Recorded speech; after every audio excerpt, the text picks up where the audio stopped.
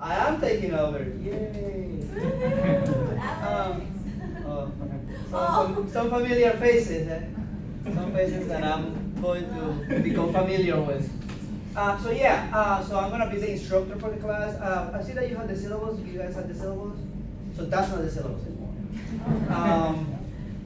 There is a new syllabus. Anybody check the Blackboard lately?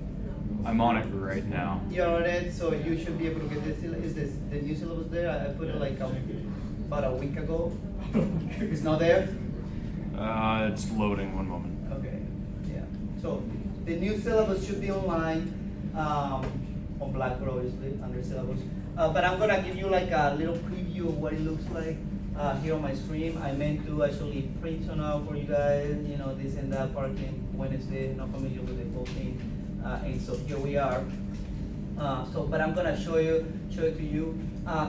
The one part that I want us to kind of see, all of the, the course description, all of that, you are gonna be able to read on your own when you download it online.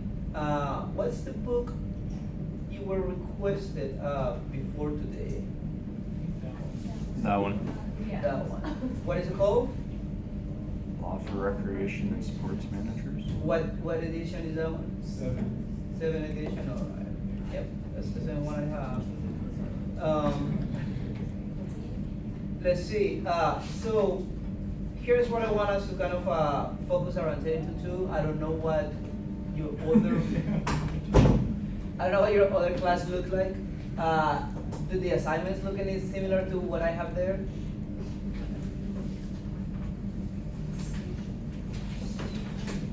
Anyway, so for this class, for the way that we're going to approach the class under Alex Rondon, the things that we're going to be looking at, you're going to have a case summary coming up kind of as soon. Then we have some case stations.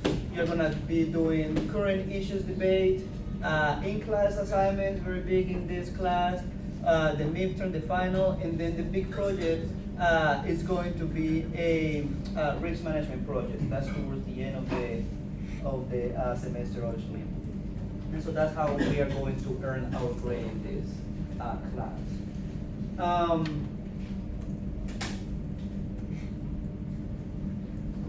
I have the schedule down here. Oh, hopefully that'll go get there quicker than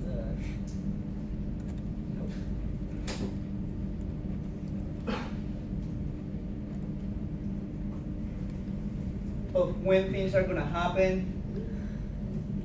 So just kind of make sure that you go through it. Let me know if you have any questions. We kind of, as we get to the assignments, I will make sure to kind of announce them. I will post them online, give you plenty of time, heads up what's coming up, right? So I know that the first thing that we're gonna be doing is the case summary, and that won't be like in about like 2 weeks from now with it. All right. Other than that, it's just the regular, in-class discussions and that type of deal. What are the big things? I know that some of you have had class with me in the past, so you know kind of how I operate. For the new faces that I was talking about, one of the biggest things with me is attendance. So you must be here every time. I will call, attendance just about every time we meet. Under the attendance section in the syllabus, you are going to see that there is a breakdown of how you get 2 freebies during the semester, meaning that you can miss class twice without it counting against you in any way, shape, or form. But after that, after 2 times, every time you miss, there's going to be some points deducted from your attendance in class participation grade, right? So it does count at the end of the semester. I kind of go back, tally the points. And remember, even when you take your freebies, that doesn't exempt you from the in-class points that you might have missed that day that you decided to take your freebies. But again, those freebies are for you to kind of miss without, no questions asked pretty much. Yes? So you just said 2, but in that paragraph it says 1. Yes. I didn't quite did the whole update. Okay. This one was for the summer semester, which is a shorter one. So thank you for pointing it out. I will go back and correct it. It's 2. You have 2 because it's a longer semester. Right. no to that, and, you know, you can call me out on that one or the other. And I make sure to give you the 2 freebies, right? 2, no questions asked. After that, you know, there are, you know, some consequences, is that what you call it? Anyway, anyway, it was cool. Anyway, so, any other questions, comments? We might go back and revisit this, in the next few days if I feel like some people are kind of out of it and kind of not really knowing what's going on, but I think that, I'm pretty sure that, everybody knows where we're heading with this, right? Right? All right. So, I hope that you guys didn't do any lecturing yet. Did you guys do anything like? Yeah. Did you do the U.S. legal system? Guess what? We're gonna do the U.S. legal system again. Yay!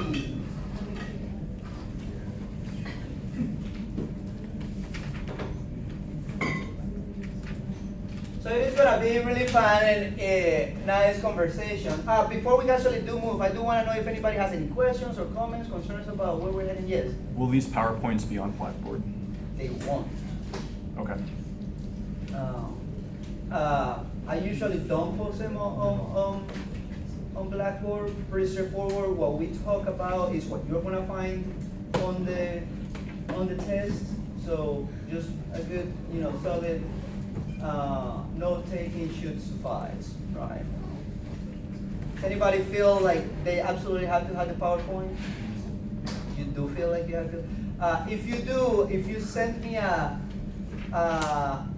an email, I will reply to that email with a PowerPoint presentation. So it's gonna be individual basis, and then again, it is contingent with attendance and all of that. But if you do feel that you need the PowerPoint, just shoot me an email. Hey, Alex, could you have the PowerPoint presentation for lecture blank, and then I will send it to you. I will reply to that email with the PowerPoint. All right. All right. So the legal system. What did we learn about the legal system? You already saw this one, right? So, well, let's make it out of review then. What do you remember about that lecture? This one you had the lecture on Wednesday, right? Laws derived from the English colony system? The laws derived from the English colony system. That's right. And let's back up a little bit more. Why are we in this field, sport management? Why are we interested in studying, you know, the legal aspects of things? How's that going to help us? Yes, sir. Because the courts interpret the law and make law binding. Cannot be on. Can you say that a little bit louder? Because courts interpret law and make law. Okay, so interpret the law, and that's kind of like the court system. That's what our judicial system in this country does. It interprets the law, makes the law, creates precedent, that kind of deal, right? But as sport management, we are prospective sport managers or any other variation of the industry in which we want to, you know, enter. Why are we interested in you as an individual? Your name blank. Why do you want to? Why do you think this is beneficial for you to understand this side of things? Yes. So you can protect yourself or your practice in the future from whatever liability or personal injury, stuff like that. Exactly. So it's a way of being proactive, having another tool in the toolkit that you're going to be able to utilize to be more efficient in the running of your business, right? So it's kind of utilizing this knowledge as a competitive advantage, right? If you have this knowledge, then you're going to have a safer operation. A safer operation is going to mean a more efficient operation, and then, you know, that's always going to be a competitive advantage, right? We always look at the law as, you know, this obstacle is this thing, if you will, that we don't really want to talk because it's intimidated. We don't really want to talk about it. It's intimidated. It's too much. We think that anytime that we hear the word law or legal system, we kind of get, you know, petrified. But it's because we don't know, we don't understand, right? So turning it around and getting that knowledge, understanding it, again, is going to kind of help us understand. and again, utilize the full of our advantage. So one of the things that we wanna do in this class is to get us accustomed, used to, comfortable with the legal system, so that we know enough. I kind of put there like enough to be dangerous, but what I mean by that is like enough for you to be able to be competent, right? It's not like we're promising once you finish, once you comes around December, you're gonna be this big time lawyer that is gonna be able to take on all these big cases, because that's not realistic, right?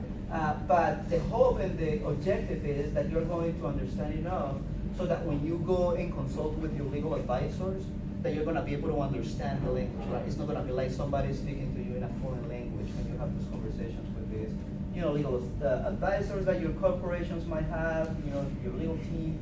You're gonna be able to understand, because a lot of the lingo you're gonna learn during this class and so on and so forth, right? So reframe the law as a competitive advantage instead of this obstacle or thing to be feared, right? Questions, comments about that? Do we have any anecdotes from either people that we know, a friend of a friend that had this thing happen to them, or in the corporation where the legal system was involved, and how it turned out? Anybody has any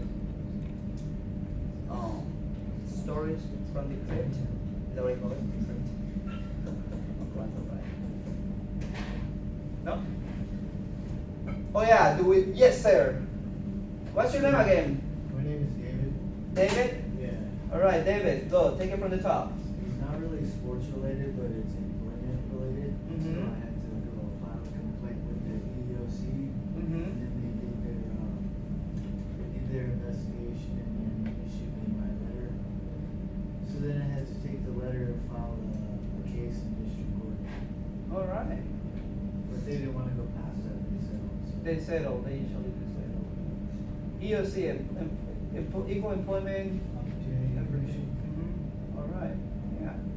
Alright, so you see, and actually we are gonna be talking about that side of the law as well, because as managers, you're gonna be, management also staff people, so you also have to be familiar with what is and what isn't allowed in terms of how you treat people that are working for you, right? So, but before we get to all of that, we want to understand how the U.S.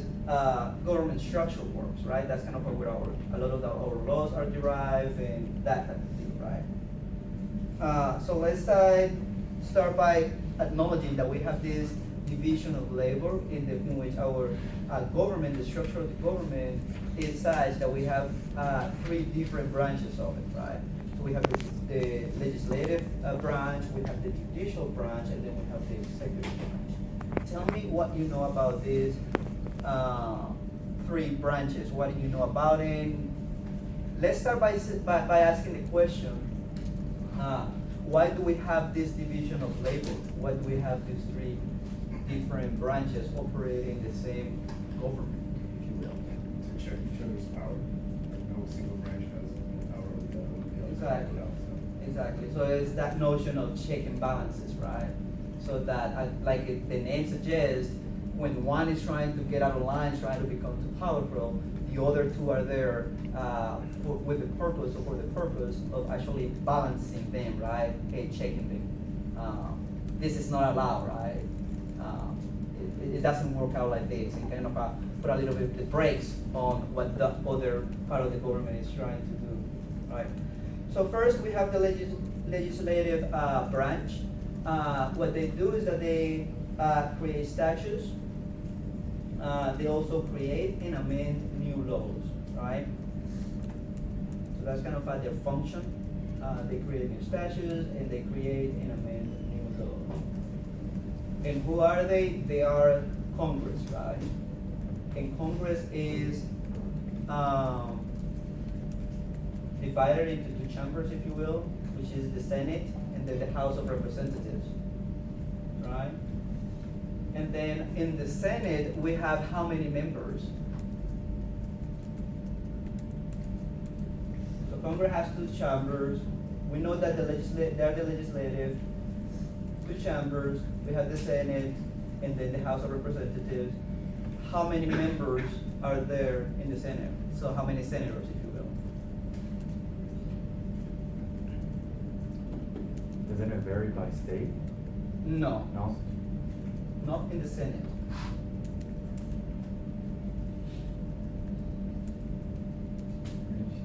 All right, it's 100, right? It's 100 senators, and there is 2 per state, right?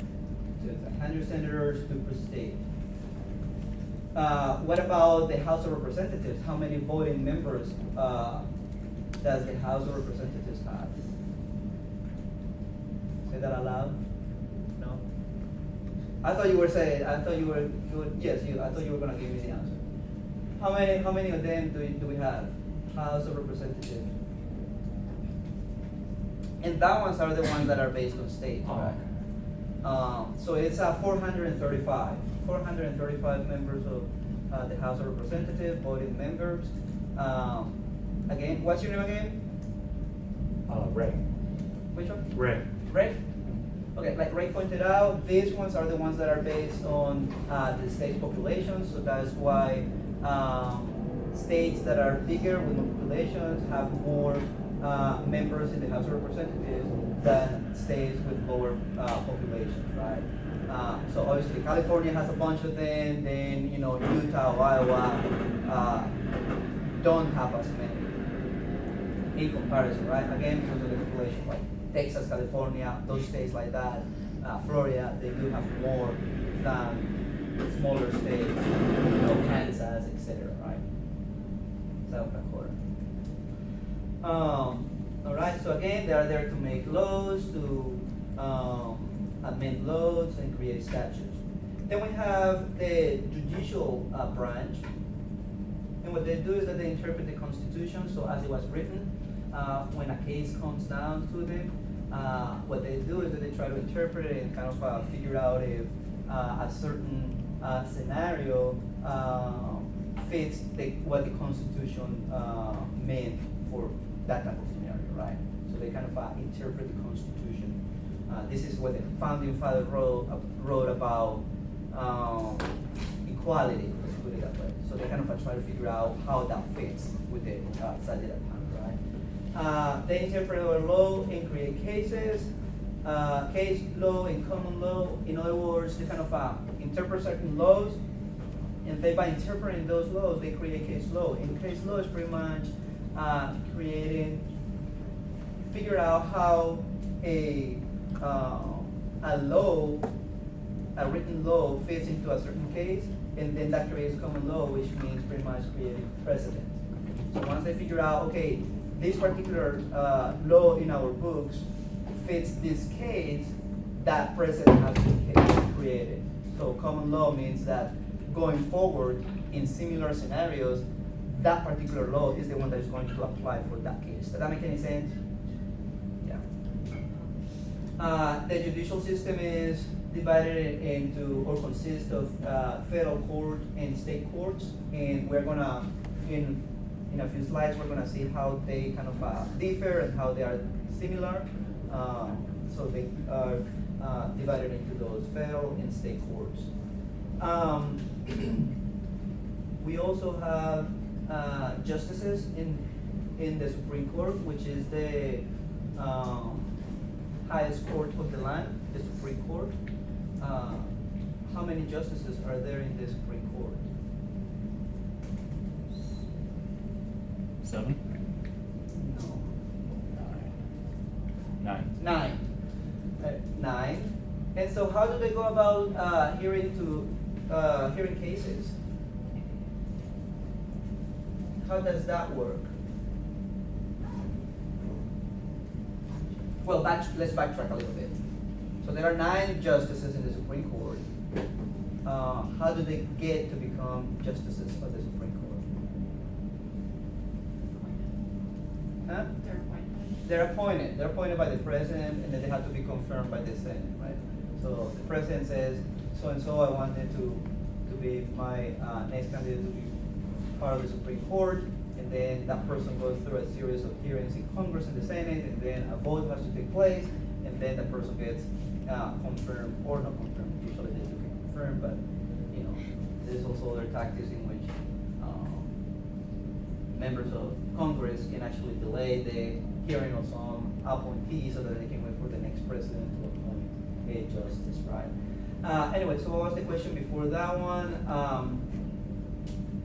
So they take on all of these cases, let's say a case happens at a lower court level, a state court. It gets convoluted, that verdict is passed, an outcome is passed. The defendant didn't like that outcome, so goes through the appeal process, which appealing a case means that you go to a higher court within the jurisdiction to see if they can either give you a different outcome or try to grant you another hearing or trial. But anyway, when all of that is exhausted, the ultimate course of action that this person would have is to bring it to the Supreme Court. And the Supreme Court is only going to use, most of the time they're going to hear those cases that they deem to be of public interest, as in they have been seeing a lot of this in different parts of the country, right? People kind of alleging the same thing. Here in Mississippi, and then in Washington State, and then in South Dakota, we see that a lot of the same issue is coming up a lot, right? Or things that get a lot of media attention, right? And they kind of realize that it's important for the population at large, so they are actually going to hear those cases. Like each year, they get about 7,000 petitions to hear cases, and they only take on like about 150, 100 something like that, right? So that's kind of the scheme of things in which how it looks like. What about how do they decide? How is the decision made on what cases to hear? There are 9 justices, so they have to vote on, each case pretty much that they are kind of potentially going to take. That's probably fine.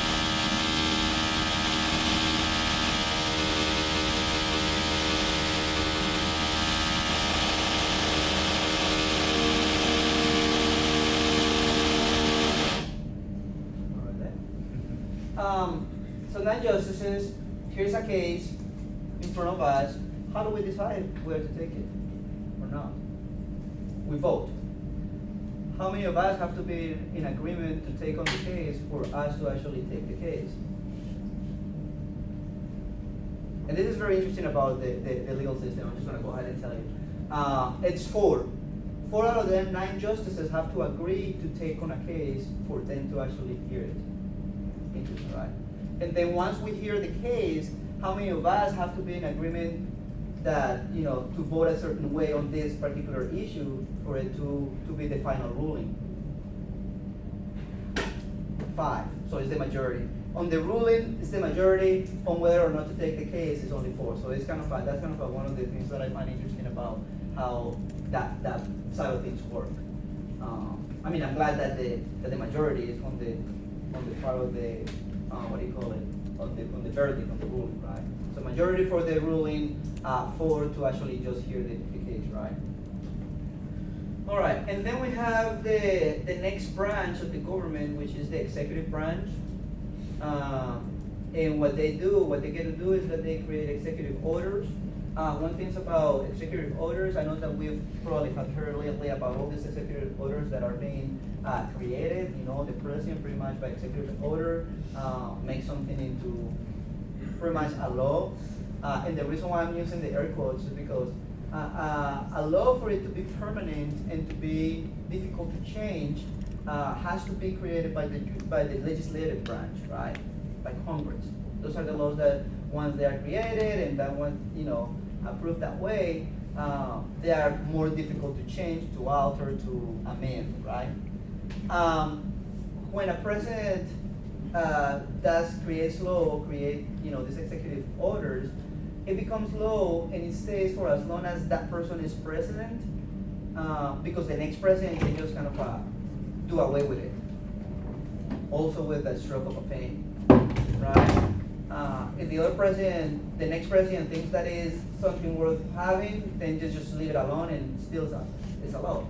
But, you know, eventually somebody that might be against that might come along and become president, and then they just can kind of, again, by executive order, reverse it or change it or alter it, or, you know. So it's something that is not as permanent as law that is created by the legislative branch, right? Questions, comments so far, something that you know, something that rings true, something that you hear, something that you heard recently about this? Let's discuss.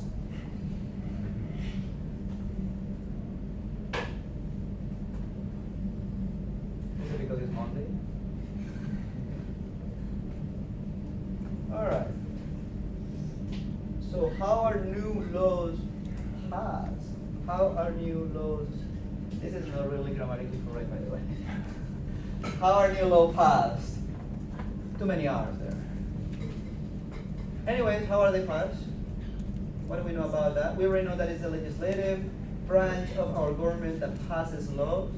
But how do they go about, you know, doing this? Yes, David. Is that when you see the people standing around collecting signatures for petitions? That's one way that they can get initiated, right? I mean, by the signature thing, but I think that the larger notion of what you're saying is that it's usually the people kind of, if you will, create interest on a certain issue, right? So yeah, signatures can be one way that people might nudge the representative into writing a bill, right? So the process goes like this, and I was gonna show you a video and all that, but maybe we'll look at it next time. The process goes like this. The people have a concern about whatever issue within their communities. It can be, you know, that school kids need lunches provided to them, things like that, anything that you can think of, right? So enough of them write or kind of go and talk to their representative, right? Hey, we need this to become a law because it's kind of we have noticed that is something that our community really needs and to function better, whatever the argument that they want to make about that particular topic, right? And so they tell that to their representative, their congressman or woman, and so this person writes a bill, you know, about that particular issue. They write a bill and then they take it to Capitol Hill, right? Where, right, I'm just a bill, right? That's the video I was gonna show you guys. And then, actually, I think we do have time. You said Schoolhouse Rock, right? Got it. Actually, this video explains it better than I can, so. Yeah, yeah. Who here knows what Schoolhouse Rock is? Yeah. Thank you. Do tell us about it. Do tell us. While I do this, you can guys discuss that one. Oh, I'm good. Guys. I'll let the animation explain what a bill is. Only technology work like we want it.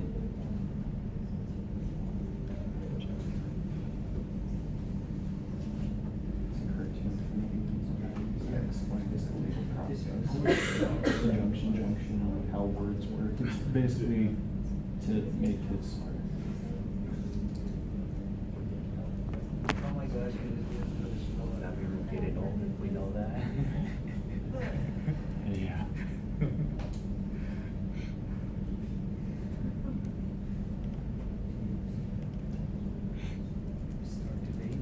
Is it like most people have classes on Mondays and Wednesdays or something? Yes, or anything. I don't think so.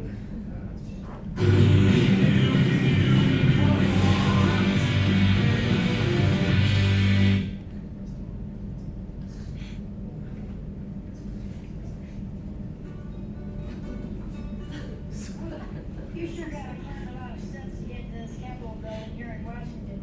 But I wonder who that Santa scrap of paper is. I'm just a bill, yes, I'm only a bill, and I'm sitting here on Capitol Hill. Well, it's a long, long journey to the capital city.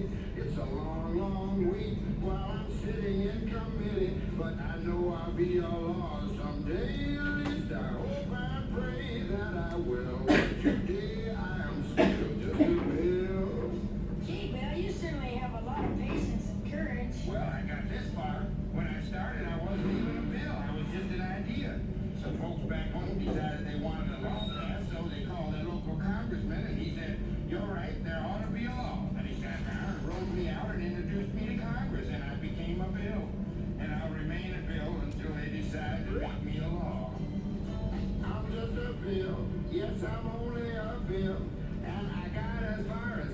Capitol Hill.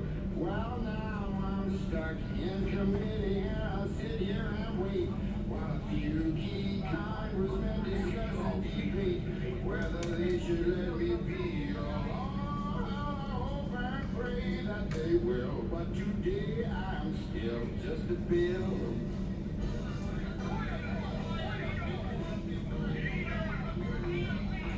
Listen to those congressmen arguing. Is all that discussion and debate about you? Yeah, I'm one of the lucky ones. Most bills never even get this far. I hope they decide to report on me favorably, otherwise I may die. Die? Yeah, die in committee. Oh, but it looks like I'm going to live. Now I go to the House of Representatives and they vote on me. Oh, yes, what Then happened? I go to the Senate and the whole thing starts all over again. Oh, no. Oh, yeah.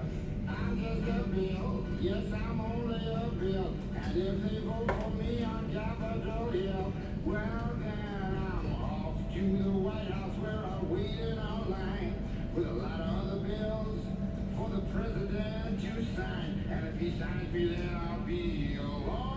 I hope and pray that he will. But today I'm still just a bill. You mean even if the whole Congress says you should be a law, the president can still say no? Yes, that's called a veto.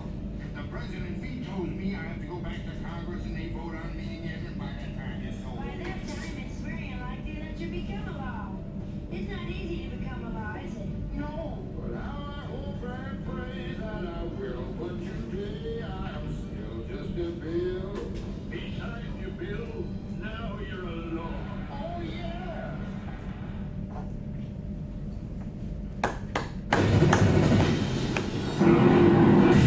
So, yes, so, as we were watching that, I remember that I told you that executive orders, the president signed it and that they can be, overturned by the ex-president and so on. Well, with a bill it's different, right? Because it has already been approved by both, chambers of Congress, right? The, House and the Senate. So if the bill passes both, the House of Representatives and the Senate chambers, and it comes to the president, and he actually does sign it. Now that cannot be overturned by the next president like the executive order, right? So it's a different. Because the executive order, what it does is that it actually is bypassing the process that we just saw, right? Where it actually didn't